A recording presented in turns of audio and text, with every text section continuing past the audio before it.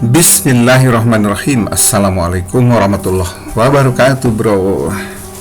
Jumpa kembali dengan HS Channel dalam rubrik mengamati berita ya, bro. Sehat selalu di sana ya, bro dan keluarga. Semoga sehat selalu dan dimurahkan rezekinya oleh Allah Subhanahu wa taala seluas-luasnya ya, mulai dari rezeki sehat sampai rezeki materi dan ketentraman dalam berkeluarga atau dalam kehidupan sehari-hari ya. Ada berita menarik dilansir dari Detik News ya.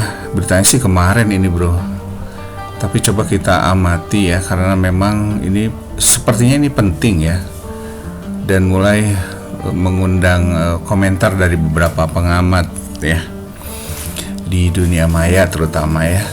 Ini terkait dengan komentar Pak Jazilul dari PKB ya, yang merupakan waketum kalau tidak salah ya. Komentar beliau terkait munculnya atau adanya peluang duet antara Prabowo dan Ganjar. Kurang lebih seperti ini nih beritanya ya, bro. Coba kita amati dan coba kita analisis singkat saja di permukaannya itu seperti apa gitu ya, karena ini menarik sekali, karena berhubungan dengan rencana atau keputusan pemerintah mungkin ya. Apakah sudah jadi keputusan, tapi belum, mungkin di pemerintah keputusan, tetapi di DPR kan belum final ya, tentang anggaran pemilu ya, anggaran pemilu 2024 untuk KPU tentu saja ya, Bawaslu dan badan lain yang terkait mungkin ya, yang disiapkan hanya untuk satu putaran saja. Nah, kalau satu putaran kan berarti peluang duet Prabowo Ganjar ini bukan hanya isapan jempol ya, tetapi sudah mengarah kepada terwujud mungkin ya, ketika konstelasi politik mengarah ke situ.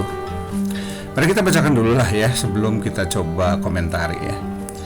Muncul peluang duet Prabowo Ganjar, Jazilul PKB, yaitu waketum dari PKB, arahnya mulai terkuak. Ini Pak Jazilul nih, bro.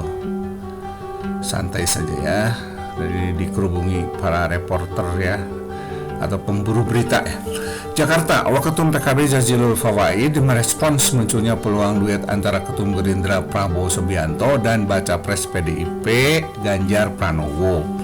Jazilul mengatakan saat ini arah pemetaan itu sudah mulai terlihat. Lihat saja, minimal arahnya sudah mulai terkuak.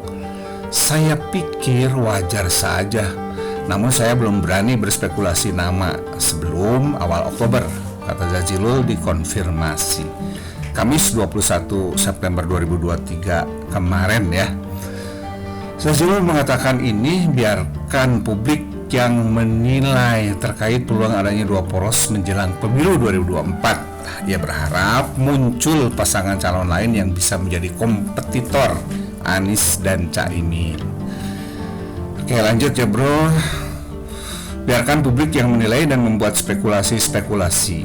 Saya cukup mendoakan agar koalisi-koalisi yang ada dapat berjalan tertib, lancar, dan menghasilkan pasangan calon yang akan menjadi kompetitor. Amin, katanya. Seperti diketahui, isu duet Ganjar dan Prabowo mencuat di publik. Seperti diketahui, isu duet Ganjar dan Prabowo mencuat di publik. Salah satu yang mengusulkan duet tersebut adalah DPD Pro Jokowi ya, Bali. DPD Projo Bali mengusulkan Bapak Prabowo sebagai calon presiden dan Bapak Ganjar Pranowo sebagai calon wakil presiden di pemilu 2024. Ujar Ketua DPD Projo Bali, I Gusti Agung Roni Indrawijaya saat di konferensi pers dalam acara Konferda Projo, seperti dilansir Detik Bali pada Minggu 13 Agustus 2023. Projo punya alasan mengapa mendukung Prabowo sebagai capres 2024 yang pada 2019 lalu menjadi lawan Jokowi. Roni menyebut Indonesia perlu pemimpin yang tegas dan berani. Nah, menurut Roni ini Prabowo ini salah seorang pemimpin yang tegas dan berani. Nah, apakah betul atau betul? Nah, silahkan bro pasti punya komentar tersendiri, punya analisis tersendiri, punya penilaian tersendiri ya. Bebas lah ya, namanya juga di alam demokrasi. Yang terpenting selalu rukun, aman dan damai ya. Oke, kita lanjut bro. Kita butuh pemimpin yang tegas, yang berani dan untuk melanjutkan semua program-program, kata dia. Ganjar Pranowo merespons peluang duet dirinya bersama Prabowo Subianto di Pilpres 2024. Ganjar mengatakan semua peluang bisa saja terjadi sebelum pendaftaran di KPU. Kan kalau nggak salah ya komentar seperti ini pernah disampaikan juga oleh Puan ya, oleh Mbak Puan. Kalau politik itu sebelum menetapkan KPU semua peluang bisa terjadi, kata Ganjar setelah mengikuti rapat tim pemenangan nasional TPN di gedung High End Jalan Kebon Sirih, Jakarta Pusat, Rabu 20 September lalu ya.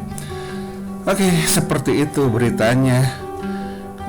Di alinea terakhir ini pernyataan Ganjar ini tentang peluang bisa terjadi ini juga pernah disampaikan oleh Mbak Puan ya, bahwa sebelum pendaftaran resmi ke KPU semua itu sangat mungkin berubah. Begitu kurang lebih lah ya, kurang lebih artinya kaitan dengan peluang ini bisa saja ya itu menjadi peluang yang terus menguat ya. Cuman kalau dari beberapa pengamatan, beberapa berita juga ya yang atau para pengamat sebagian itu menduga bahwa bisa saja Prabowo itu dengan Puan ya, mengingat keterkaitan atau kedekatan Puan dengan Pak Prabowo gitu ya. Jadi bisa dengan Ganjar, bisa juga dengan Puan. Tetapi yang kita cermati adalah luar biasa ya kalau memang ini terjadi. Ini merupakan sebuah koalisi yang sangat gemuk ya, besar, dan secara hitung-hitungan politik itu sepertinya jika tidak bertambah lagi porosnya hanya 2 poros katakanlah begitu ya, poros duet Prabowo Ganjar atau Prabowo Puan melawan porosnya Amin gitu ya, Anies Baswedan dan Caimin, ini laksana apa, Samson dan Goliat ya. Jadi yang besar melawan yang kecil ya, kecil segala-galanya kalau menurut pengamatan saya, karena untuk baca pres dan bacawa pres yang dikenal dengan koalisi KPP atau Amin ya, itu memang boleh dikatakan paling kecil ya, paling kecil dari segalanya mungkin ya, termasuk pendanaan juga mereka tuh menurut kabar ya cukup morat-marit ya. Makanya ketika terakhir Pak Anies memberikan pidato kebangsaan di mana, di UGM ya, terlihat muka beliau itu kelihatan lelah ya dan capek, berbeda dengan Ganjar ya saat itu begitu fresh ya. Ya bisa dipahami lah, Pak Ganjar itu kan tidak mikirin lagi duit ya, dia tinggal jalan aja. Beda dengan Pak Anies Baswedan ini, selain dia harus kesana kemari juga dia harus berpikir bagaimana membiayai sosialisasi terkait dengan pencalonannya tersebut ya. Ya lihat juga di iklan ya bahwa pasangan baca pres Ganjar maupun Pak Prabowo, Pak Ganjar lah terutama ya, itu iklannya juga sudah cukup banyak, dan beberapa pengamat pernah mengomentari bahwa memang untuk dua baca pres ini uangnya boleh dikatakan tidak berseri ya. Walau alam lah dari mana uangnya, silahkan bro dianalisa dan dicari informasinya yang akurat ya. Apakah betul semua pembiayaan itu berasal dari Ganjar saja gitu, atau koalisi PDIP dan P3, atau ada pihak lain yang membiayai ya, kita nggak tahu ya.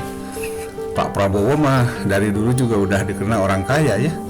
Beliau itu seorang atau salah satu penguasa kapital di negeri ini. Kita juga tahu ya di IKN dari beberapa informasi beliau itu memiliki tanah yang cukup luas ya, ribuan hektar ya, bersama adiknya. Nggak tahu apa adiknya saja ya, yang jelas keluarga beliau itu punya tanah yang cukup luas di IKN. Nah jadi ya begitulah ya, jadi peluang duet Prabowo Ganjar ini selain kuat secara politik, secara ekonomi juga kuat ya. Walau siapa yang mendukungnya dari sisi ekonomi, dari sisi pendanaan dan sebagainya, apakah mereka tuh memang sangat-sangat kaya ya sehingga rupiahnya sudah tidak lagi berseri, kita tidak tahu pasti ya. Tapi yang terpenting bagi rakyat seperti kita mah, rakyat jelata ya, yang terpenting bro, pemilunya itu sehat ya. Silakanlah misalnya Prabowo Ganjar mau bersatu ya, sehingga sangat-sangat kuat dan secara hitungan politik boleh dikatakan bisa menang satu putaran ya, baik Prabowo Ganjar atau Prabowo Puan ya. Tetapi yang terpenting pemilunya sehatlah, jujur, adil, dan dijaga semangatnya dong ya. Semangat pemilunya, semangat untuk memimpinnya itu untuk kepentingan rakyat ya, untuk kesejahteraan rakyat yang sekarang sudah terpuruk di mana-mana ya, keadilan yang banyak tercederai ya, untuk rakyat tentu saja ya. Ini yang terpenting itulah bagi kita mah seorang rakyat jelata ya, yang mencoba mengamati berita dari permukaannya saja, ini tidak terlalu dalam ya, informasinya juga tidak terlalu banyak dikuasai. Jadi yang terpenting mah itu, silahkan mau bergabung jadi satu kekuatan yang sangat-sangat besar dan luar biasa ya. Untuk hitungan manusia mah pasti menang gitu ya. Untuk hitungan manusia walau alam ya, kan qadarullah ya, Allah punya kehendak, dan siapa tahu kehendaknya tidak sama dengan kehendak duet besar ini ya, duet luar biasa ini ya, baik Prabowo Ganjar maupun duet Prabowo Puan. Yang pasti kalau dilihat dari penguatan sinyal duet ini, itu terkait juga dengan ngototnya pemerintah bahwa pemilunya hanya dibiayai satu putaran, dan sekarang tinggal menunggu apa ya? Menunggu pengesahan dari DPR. Apakah DPR yang biasanya dikenal oleh rakyat jelata seperti kita hanya pemberi stempel saja bagi pemerintah? Karena memang selama ini pemerintah didukung oleh jumlah kursi yang sangat kuat di DPR. Wallahu a'lam ya. Yang terpenting sehatlah pemilunya ya. Jangan ada kecurangan ya. Jangan ada kecurangan sehingga begitu menang juga sangat terhormat dan kalah juga terhormat ya. Demikian bro, kupasan singkat dari berita kemarin ya.